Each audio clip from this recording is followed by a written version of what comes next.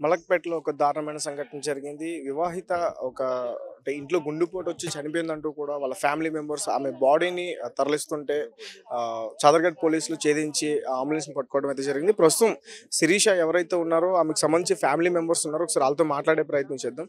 Sir చెప్పండి అసల ఆ అమ్మాయి చనిపోయిన తర్వాత మీకు ఇన్ఫార్మ్ చేశారా? లేదా ఇన్ఫార్మ్ చేయకుండా బాడీని తీసుకెళ్ళిపోతున్నారు అని చెప్తున్నారు. అవును. యాక్చువల్లీ ఇది ఏంటంటే అండి 10:10కి మా బ్రదర్, నా ఓన్ బ్రదర్ ఎవరైతే ఉన్నారో కాల్ చేశాను. నేను చర్చ్‌లో ఉండే. నేను రెస్పాండ్ చేయలేదు. టెస్ట్ పెట్టమన్నాను. టెస్ట్ చేశాడు. ఇట్లా శిరీష చనిపోయింది అని. అవ్వని చెప్పి నేను అడిగాను. తెలియదు అని అన్నారు. ఏ హాస్పిటల్ ఉందంటే ఇంట్లో ఉంది, హాస్పిటల్ ఉందా అని హాస్పిటల్ అని టెస్ట్ చేశాడు. వెంటనే ఏం చేశామంటే వెంటనే వాళ్ళకి మా కోడలిదే నెంబర్ ఒక్కరే ఉంది. వాళ్ళ తరఫున ఎవరి నెంబర్స్ మా దగ్గర లేవు. నా కోడలికి ఫోన్ చేస్తే వాళ్ళ తోడి కోడలు లేపింది. అంటే హస్బెండ్ వాళ్ళ సిస్టర్ ఫోన్ లేపింది. ఫోన్ లేపేసి నేను మా బ్రదర్ కాంకాలు ఉన్నాము. ఆమెను కాంకాలు తీసుకున్నాం అన్నట్టు. సో ఎట్లా ఏం అడగలేదు, ఏమైంది అని కూడా అడగలే. ఆ డెడ్ బాడీ ఉంది కదండి, ఆ డెడ్ బాడీని ఉంచండి, మేము వచ్చేంత వరకు జరపకండి, ఏం చేయకండి, మేము వచ్చిన తర్వాత డిసిజన్ తీసుకొని మనం ఎట్లా అనుకుంటే అట్లా చేద్దాము. ఆ డెడ్ బాడీని మాత్రం మీరు ఏదో తీసుకుపోతా అన్నారంటే తీసుకుపోకండి. అంత్యక్రియల కోసమే డిస్కషన్ చేశారు మీరు. అంతే అంతే. ఎందుకనంటే మనం ఏదైనా ఎక్కువ అడిగితే మళ్ళీ ఏదైనా ఉంటే మళ్ళీ స్కిప్ అవుతారన్న ఉద్దేశంతో ఆ జరిగిన కార్యం ఏమున్నదో చూసుకొని మాట్లాడదాము, కానీ మేము వచ్చేంత వరకు మూమెంట్ చేయకండి అన్నాం. ఎందుకు ఆ మాట అన్నామంటే ఈమె తర్వాత కోడలికి ఫోన్ చేసి ఫ్రైడే రోజు 2:10కి ఫోన్ చేసేదంట. నాకు టార్చర్ తట్టుకోలేకపోతున్నాను, ఫ్యామిలీలో అప్పుడు గొడవలు జరుగుతున్నాయి అతనికి ఆమె భర్తకి. అవును జరుగుతున్నాయంట. 2 days బిఫోర్ కూడా ఫోన్ చేసిందంట. ఇట్లా నాకు టార్చర్ చేసుకోబోతున్న సిస్టర్ అక్క నాతో కావట్లేదు, మా అత్త వాళ్ళతోని వీళ్ళతోని మా తోడిగోడలతో నాతో కావట్లేదు అని అంటే ఈ అన్నదంటే వచ్చేసాయి నా దగ్గరికి. ఎప్పటి నుంచి జరుగుతున్నాయండి ఇలాంటి గొడవలు? ఆల్మోస్ట్ ఒక 3-4 years నుంచి అండి జరుగుతున్నాయి ఇలాంటి గొడవలు జరుగుతున్నాయి. 5 months బ్యాక్ కూడా సేమ్ ఇట్లనే అన్నదంట, నాతో కావట్లేదు అని అంటే తిని వచ్చేసేయమన్నదంట. సో ఇట్లా కూడా జరిగింది. ఇట్లా మాకు ఇదంతా తిని కలవడం వల్ల తెలిసింది.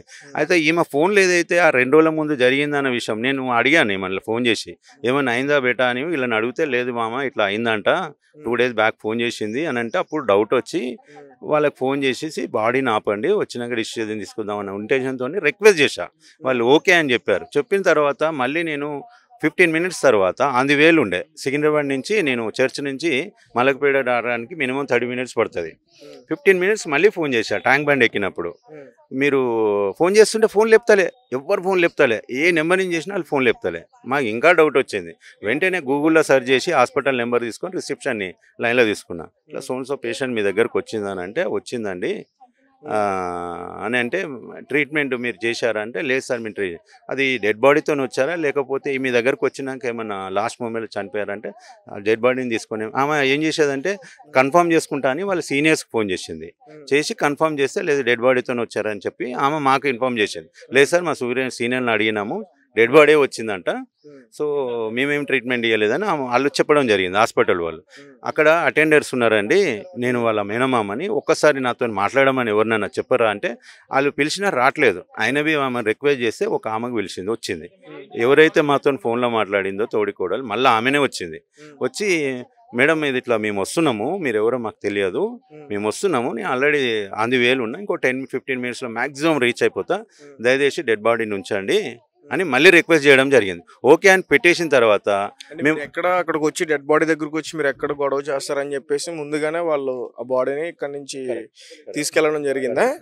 వీళ్ళు ఎక్కడ పట్టుకున్నారు బాడీని, ఎక్కడ దొరికింది అసలు? అయితే మీ శైలం తరలిచ్చేస్తున్నారు అంటూ కూడా చెప్తున్నారు కదా. అయితే మేము ఎప్పుడైతే హాస్పిటల్కి వచ్చి చూసామో వాళ్ళ హాస్పిటల్ వాళ్ళు చెప్పింది సార్ మీరు ఫోన్ పెట్టేయగానే ఇమీడియట్గా తీసుకొని వెళ్ళిపోయారు అని అన్నారు. వెంటనే మేము కన్సర్న్ పోలీస్ స్టేషన్ రావడం జరిగింది. 100 ఫోన్ చేసినాము, కన్సర్న్ పోలీస్ స్టేషన్ ఫోన్ చేసాము, ఏసీపీ గారికి ఇన్ఫార్మ్ చేసాము. హాస్పిటల్ చాదర్ఘట్ అని తెలిసింది, చాదర్ఘట్లో కంప్లైంట్ ఇవ్వడం జరిగింది.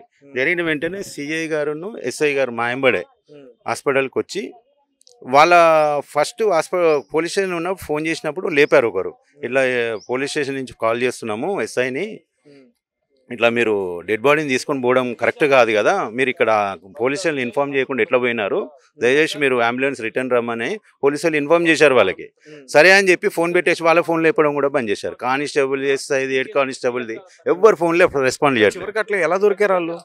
అప్పుడు మేమేం చేసామంటే సిఐ గారిని ఎస్ఐ గారిని తీసుకొని వాళ్ళ వెహికల్ నా వెహికల్లో హాస్పిటల్కి వెళ్ళడం జరిగింది. హాస్పిటల్కి వెళ్ళి జరిగిన తర్వాత వాళ్ళు హాస్పిటల్లో ఇన్ఫర్మేషన్ ఆ కన్సర్న్ పర్సన్ వీళ్ళు తీసుకున్నారు. కెమెరాస్ వీళ్ళ ఫోన్ ఏదైతే ఉందో మేము ఇచ్చిన నెంబర్స్ మీద ట్రాక్ చేస్తుంటే వాళ్ళు నా కడతాలు దాటిపోయారు. అప్పటికే చేసి వాళ్ళు ఏం చేశారంటే ఒక అన్నోన్ నెంబర్ నుంచి మళ్ళీ కొడితే లేపిండ్రు. ఒక లేడీ సేమ్ పర్సన్ లేపింది. ఏడున్నారంటే మేము ఆంధ్రవేలు ఉన్నాం, మీరు ఆడ పోద్దామా మళ్ళీ మాట్లాడారు. సిఐ గారు మాట్లాడారు, మీరు పోవద్దు, రిటర్న్ రండి, మీరు ఎక్కడ ఉన్నారు ఏందో మాకు తెలిసింది, మీరు రిటర్న్ రండి అని చెప్పారు. చెప్పి ఆయన ఏమన్నాడంటే అంబులెన్స్కి డ్రైవర్ ఉన్నాడు కదా ఆయనకు ఫోన్ ఇవ్వండి అంటే ఇవ్వకుండా కట్ చేసింది. ఇక వీళ్ళు మళ్ళీ ఫోన్ చేస్తుంటే లేపుతాలే.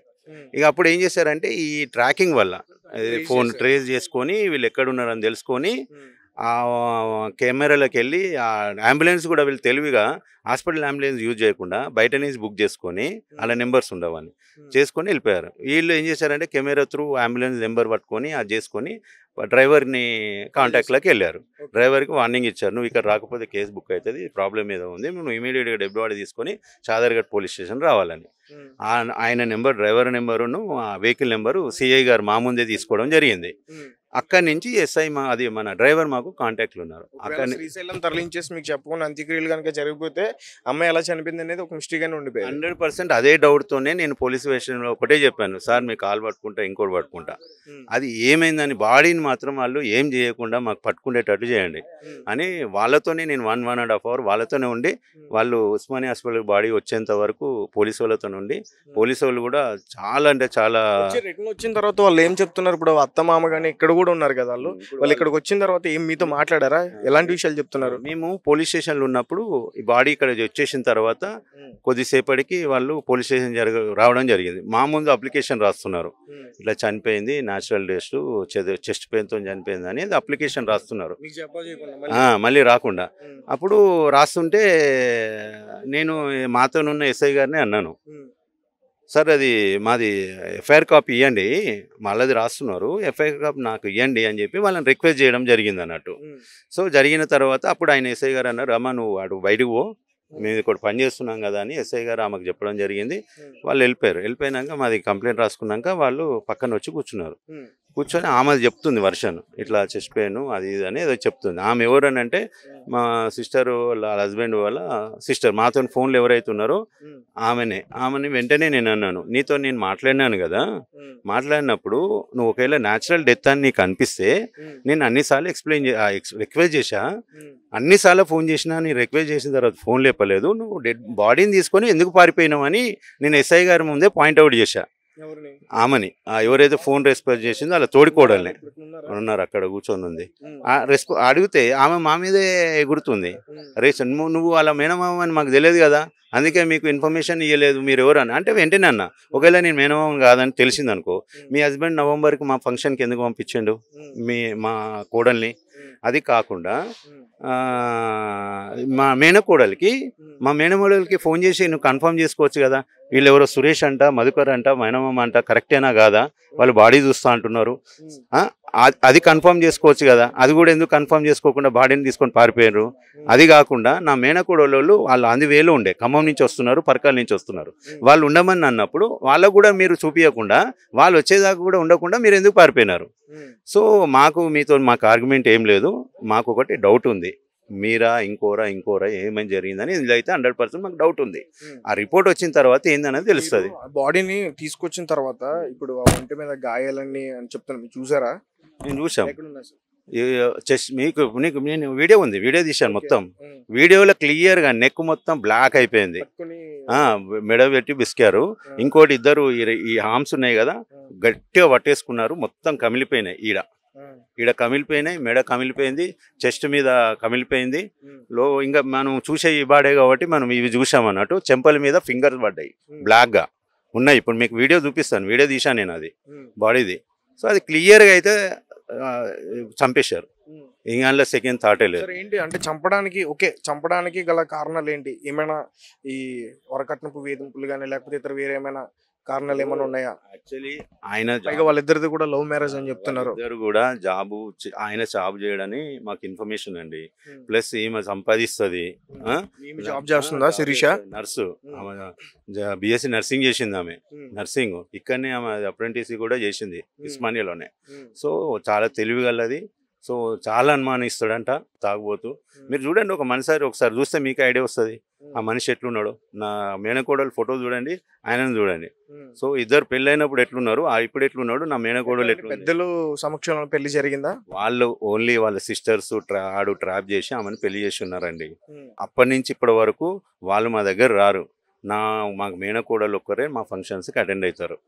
సో ఆ మేనకోడలు తప్ప మాకు ఫోన్ నెంబర్ లేరు. మళ్ళీ వాళ్ళు పెంచుకున్న వాళ్ళు ఎవరైతే ఉన్నారో వాళ్ళ నెంబర్సే ఉన్నాయి మాకు. వీళ్ళకి సంబంధించి మాకు ఏం లేదు కాంటాక్ట్. సో ఇదైతే 200% చెప్తున్నాం అండి. ఇదంతా మామ ఇద్దరునా?